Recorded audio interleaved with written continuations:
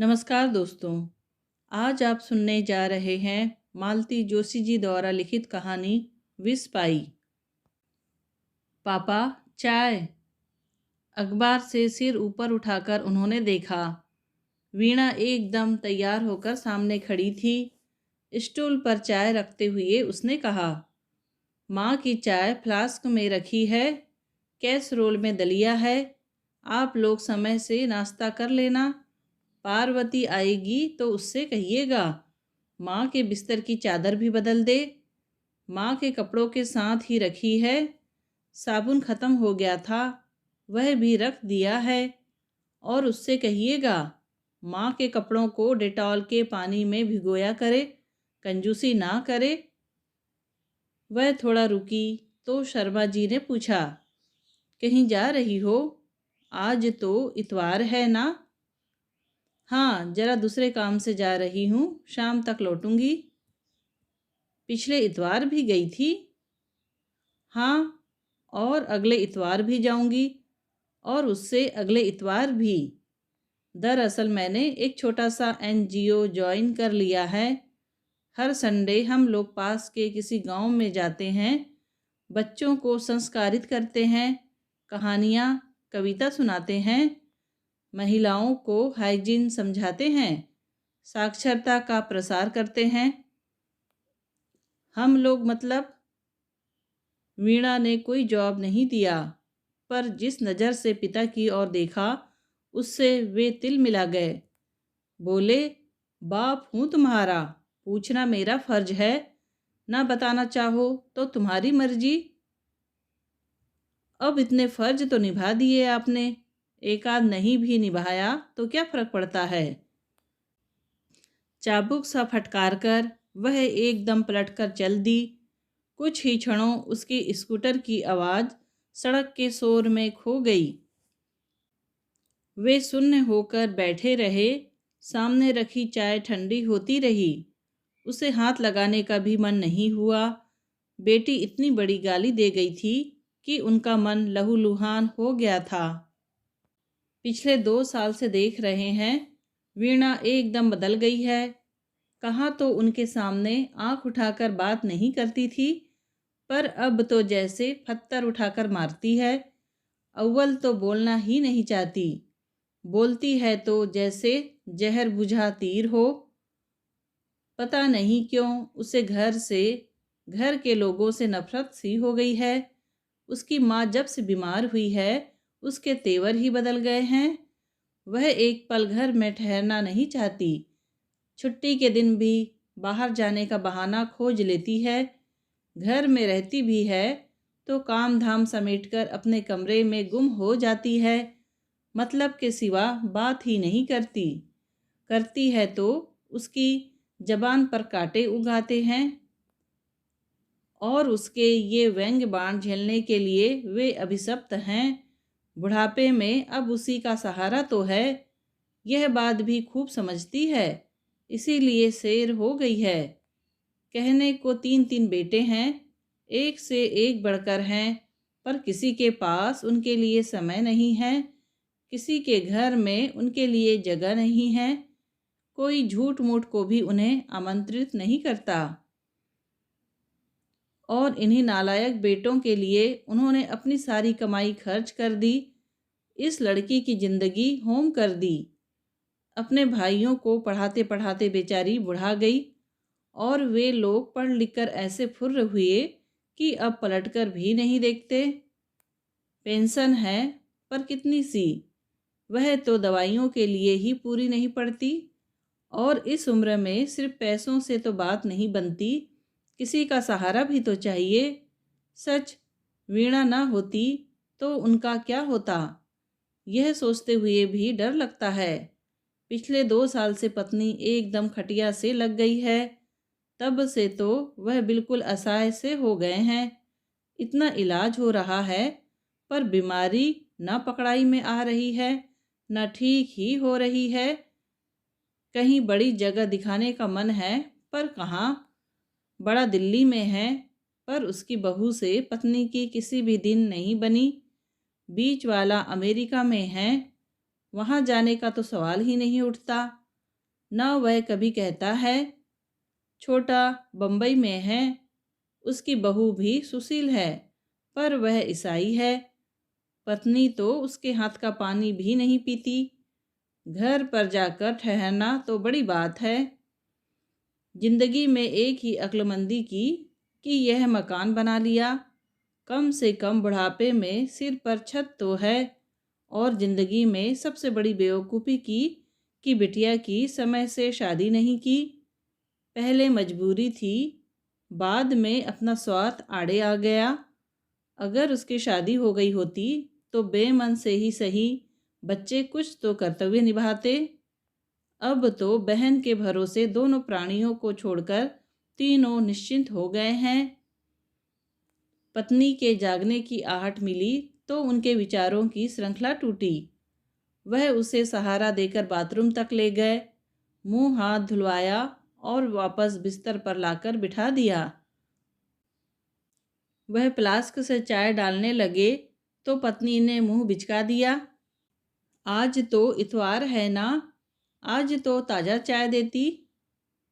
तुम्हारी बेटी घर पर नहीं है? कहाँ गई है? पता नहीं, शाम तक आने को कह गई है। पत्नी ने मजबूरी में 2-3 घूंट भरे और गिलास परे सरका दिया। पार्वती आएगी तो ताजे दूध की अच्छी चाय बनवा दूंगा। अब इस उम्र में मैं पार्वती के हाथ की चाय पीऊंगी? किस फेर में पड़ी हो भगवान, ये आपद धर्म है। तो तुम ही बनवा के पी लेना। बुढ़ापे में मेरा धर्म मत बिगाड़ो। मुझे तो उसके हाथ से नहाते हुए भी घिन आती है, पर क्या करूं, मजबूरी है। बोलते बोलते पत्नी हाँफ गई। उन्होंने उसे चुप रहने का संकेत किया और धीरे से बिस्तर पर लिटा दिया। 9 बजे पार्वती आई तो उसे सारे निर्देश देकर वह बरामदे में आकर बैठ गए। अब 1 घंटे भर के लिए वह पत्नी की ओर से निश्चिंत हो सकते थे। वह सुबह का छूटा हुआ अखबार फिर से पढ़ने की कोशिश कर रहे थे कि उन्हें गेट के पास सुशीला का लड़का नजर आया। क्यों रे अशोक, कैसे आया? अम्मा आज नहीं आएगी, पड़ोस में गमी हो गई है। अपना माथा ठोकते हुए उन्होंने मन ही मन मरने वाले को कोसा। उनका मन तो हुआ कि पार्वती से 4 रोटियां डलवा ले, पर डर गए कि कहीं पत्नी को पता चल गया तो इस औरत के सामने ही तूफान मचा देगी, और कहीं पार्वती बिदक गई तो घोर कष्टों का सामना करना पड़ेगा। उन्होंने फिर उसी लड़के को भीतर बुलाया। उसके हाथ में एक फ्लास्क और 10-10 के 3 नोट पकड़ाते हुए कहा, 1 चाय, 1 ब्रेड और 2 समोसे फटाफट ला दे। बच्चे ने ना नुकुर नहीं की। जानता था ये बेकार नहीं है, 1-2 रुपये सेवा शुल्क मिल ही जाएगा। समोसे उन्होंने तुरंत ही चाय के साथ खा लिए। भूख भी लगी थी और आजकल उन्हें पत्नी के सामने कुछ भी खाते संकोच ही होता है। बीमारी के कारण इस तरह की चीज़ें उसके लिए वर्जित ही हो गई है। पार्वती के जाने के बाद उन्होंने दोनों को नाश्ता लगाया। दलिया एकदम फीका था। अचार की फाँक के साथ ही वे उसे गले से उतार सके। पत्नी के सीने में रात दिन जलन होती रहती है। मुंह छालों से भर गया है। मिर्च तो क्या, नमक तक उसे बर्दाश्त नहीं होता। उन्हें वही फीका बेस्वाद दलिया निगलते देख पत्नी ने कहा, उससे इतना भी नहीं हुआ कि तुम्हारे लिए कुछ अलग से बना देती? उसके पास समय कहाँ है, इतना बना दिया यही बहुत है। हर इतवार आखिर वह जाती कहाँ है? आजकल बोलते हुए पत्नी हाँफने लगी थी। स्वर भी कांपने लगा है। किसी दिन पूछो तो? मुझ में तो हिम्मत नहीं है, किसी दिन तुम ही पूछ लेना। हिम्मत क्यों नहीं है, बाप हो उसके। सिर्फ जन्म देने से तो बाप का कर्तव्य पूरा नहीं हो जाता। क्यों, पढ़ाया लिखाया भी तो है, तभी ना आज इतना कमा रही है। और शादी, क्या वह हमारा कर्तव्य नहीं था? शादी तो संयोग की बात है, होनी होती तो हो ही जाती। कैसे हो जाती? जब उसकी उम्र थी तो हमने जानबूझकर ध्यान नहीं दिया, और जब उसने करनी चाही तो हमने होने नहीं दी। तुम तो एकदम आत्महत्या पर उतारू हो गई। तो क्या जात कुजात कुछ भी ना देखती? आखिर समाज में तो मुंह दिखाना होता है ना। और जब लड़का ईसाई लड़की ब्याह लाया तब मुझसे पूछ कर तो नहीं लाया, मैं तो मना ही कर देती। पर जब सामने ही लाकर खड़ी कर दी तो क्या करती? पर आज भी मैंने उसके हाथ का पानी नहीं पिया है, ना उसे अपनी रसोई में घुसने दिया है। वह चुप रह गए। पत्नी से बहस करना व्यर्थ था। बस उन्हें यही लगा कि काश सतीश की तरह वीणा भी हिम्मत कर जाती, फिर जो होता देखा जाता। पर लड़कियां इतनी बेमुरौवत नहीं होती, और सतीश ने भी वीणा के समय माँ का रौद्र रूप देख लिया था, इसलिए उसने किसी को हवा ही नहीं लगने दी, सीधे ब्याह कर ही ले आया। दोपहर को उन्होंने दूध ब्रेड पत्नी के सामने रखते हुए कहा, आज सुशीला नहीं आई, आज इसी पर गुजारा करना होगा। तुम क्या खाओगे? यही दूध ब्रेड, साथ में थोड़ा नमकीन ले लूँगा। पत्नी के आंसू निकल आए। भगवान, मुझे मौत भी तो नहीं देता। उससे क्या होगा? मेरी वजह से तुम यहाँ पड़े हो, नहीं तो आराम से छोटे के पास चले जाते। तुम ही तो कह रहे थे लीना बहुत सुशील है, शालीन है। वह चुप रह गए। छोटी को देखा ही कितना है, 2 दिन के लिए तो कोई भी सौजन्यता बरत सकता है। फिर लीना जानती है कि सास ससुर तो उसके साथ कभी आने से रहे, तो वह बुराई क्यों मोल ले। इसीलिए जब भी मिलती है बड़े विनम्र भाव से मिलती है। असलियत का पता तो तब चलेगा जब कभी साथ जाकर रहना पड़ेगा। शाम को वीणा जब लौटी तो वह बाहर पेड़ों में पानी दे रहे थे। जैसे ही उसका स्कूटर रुका, उन्होंने गेट खोलते हुए कहा, आज सुशीला नहीं आई। स्कूटर स्टैंड पर लगाते हुए वीणा बोली, पापा, मुझे घर में तो आने दिया होता। शर्मा जी कट कर रह गए। दरअसल वे वीणा को जताना चाह रहे थे कि उन लोगों को कितनी असुविधा हुई है। इससे शायद उसका अपराध बोध जागता, पर दुर्भाग्य से उनकी टाइमिंग गलत हो गई। आजकल यही हो रहा है। वह धीरज ही नहीं रख पाते, न खाने में न बोलने में। वीणा कपड़े बदलने जा रही थी कि माँ ने असख्त स्वर में आवाज़ दी। क्या है माँ? उसने दरवाजे में खड़े होकर कहा। अरे, आज सुशीला नहीं आई। पापा बेचारे दूध ब्रेड खाकर ही रह गए हैं। माँ ने खांसते हुए कहा, कराहते हुए कहा। आजकल वीणा से बात करते हुए वह विशिष्ट आवाज़ निकालती है, अत्यंत करुण और क्षीण। शर्मा जी को कभी कभी खीज हो आती है। बिस्तर पर पड़ी है, पर नाटकबाजी से बाज नहीं आती। पर इस नाटक का वीणा पर कोई असर नहीं होता।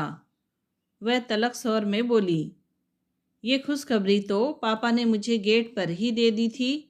तुमने नाहक तकलीफ की।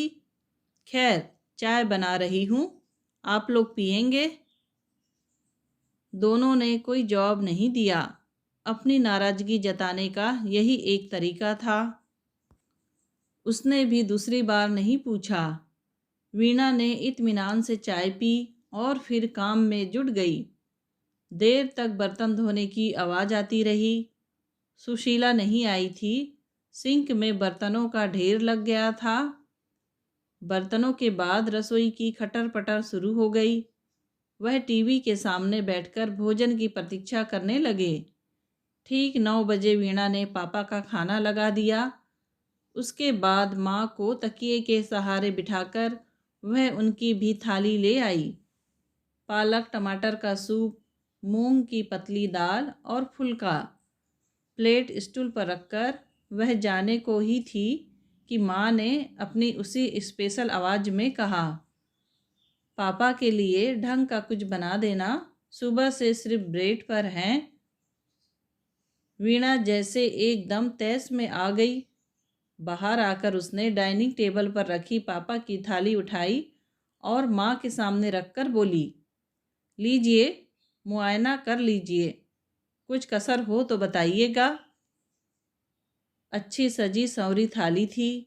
चटनी, सलाद, आलू गोभी की सब्जी, लहसुन से बघारी मूंग की दाल और चुपड़ी रोटियां। रात को चावल तो पापा खाते ही नहीं थे। माँ की आंखों के सामने 2 पल वह थाली झुलाकर वापस टेबल पर रख दी और कहा, सॉरी पापा। शर्मा जी सूप पी रहे थे जब उनके सामने रखी थाली एकाएक गायब हो गई थी। वे एकदम भौचक्क रह गए थे। उन्हें होश तब आया जब थाली वापस आ गई थी। पहले वाला ज़माना होता तो या तो वे थाली छोड़कर उठ जाते या थाली उठाकर फेंक देते।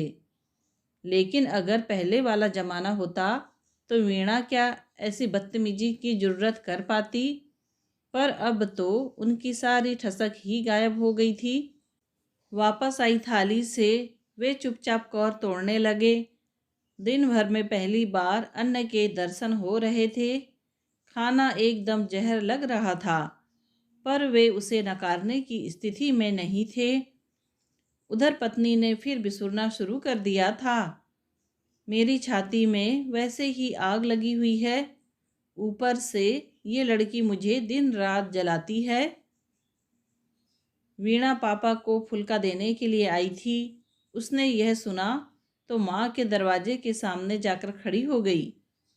माँ, मेरे कलेजे में तो पिछले 20 साल से आग लगी हुई है। भीतर ही भीतर राख हो गई हूँ। मैं फिर भी जी रही हूँ कि नहीं? तुम भी इसी तरह जीना सीख लो।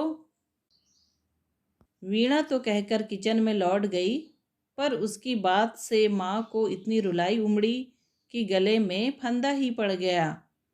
बेचारे शर्मा जी खाते खाते उठ गए और पत्नी की पीठ सहलाने लगे। उन्होंने लाख मनुहार की, पर वीणा की माँ ने थाली परे सरका ही दी। वो अतखाई थाली सिंक में रखते हुए उन्होंने वीणा से कहा, बेटे, तुम्हारी माँ आज ठीक से खा नहीं पाई है। सोने से पहले उन्हें 1 कप दूध जरूर दे देना। यह कहते हुए उन्हें अपना ही स्वर इतना याचनापूर्ण लगा। रसोई का काम समेटकर वीणा ने बाहर गेट पर ताला डाला, सदर दरवाज़ा बंद किया, फिर दूध का गिलास माँ के स्टूल के पास रखते हुए कहा, माँ, ये दूध रखा है, शक्कर डालूं या फीका ही लोगी? तू तो इसमें थोड़ा सा जहर मिला दे ताकि सारा टंटा ही खत्म हो जाए। वीणा ने सपाट स्वर में कहा, तुम मुझसे जहर मांग रही हो? ताज्जुब है। तुम्हारे पास तो एक परमानेंट जहर की शीशी हुआ करती थी ना, वह कहाँ गई? या कि वह सिर्फ मुझे धमकाने के लिए ही थी? माँ विस्फारित नेत्रों से बेटी की ओर देखती रह गई। वीणा ने निर्विकार भाव से शक्कर का डिब्बा स्टूल पर रख दिया और घर भर की बत्तियां बुझाते हुए सोने चली गई।